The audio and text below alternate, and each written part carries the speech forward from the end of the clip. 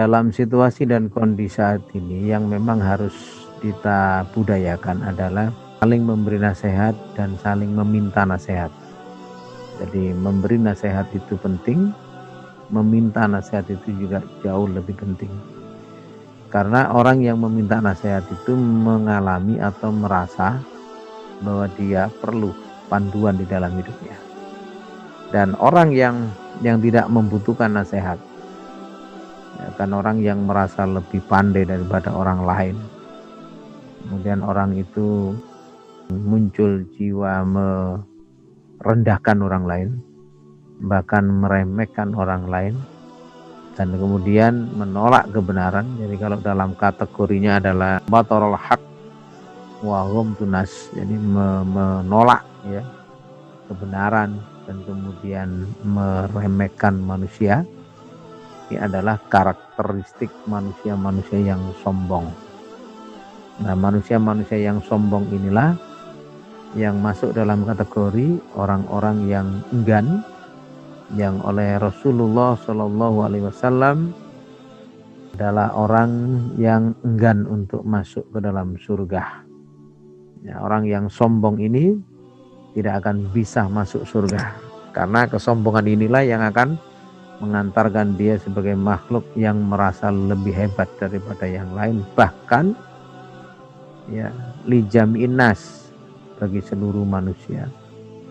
Contoh di dalam kehidupan Al-Quran ada Fir'aun, ada juga tokoh-tokoh yang lain.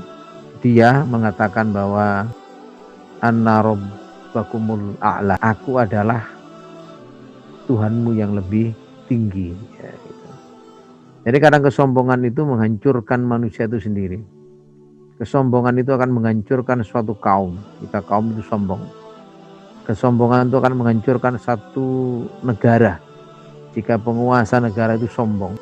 Itu dalam bahasa hadis adalah selendangnya Allah, dan hanya Allah yang berhak sombong ya.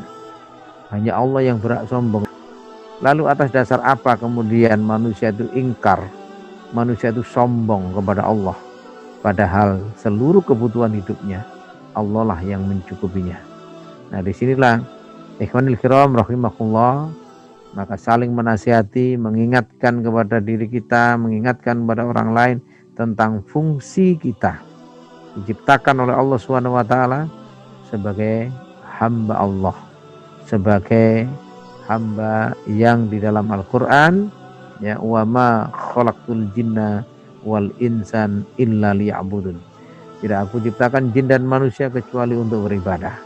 Nah, oleh karena itu dalam situasi dan kondisi di zaman seperti ini justru aktivitas dakwah, aktivitas nasihat menasihati, aktivitas untuk mengajak mereka ke jalan kebenaran, mengajak mereka meninggalkan kemungkaran dan juga kemaksiatan adalah satu aktivitas yang mulia, bahkan aktivitas yang paling mulia, karena sesungguhnya aktivitas ini adalah aktivitas para nabi dan para rasul dan para sahabat serta para generasi salafus soleh serta para alim ulama yang terus menerus istiqomah di dalam kebenaran dan kesabaran.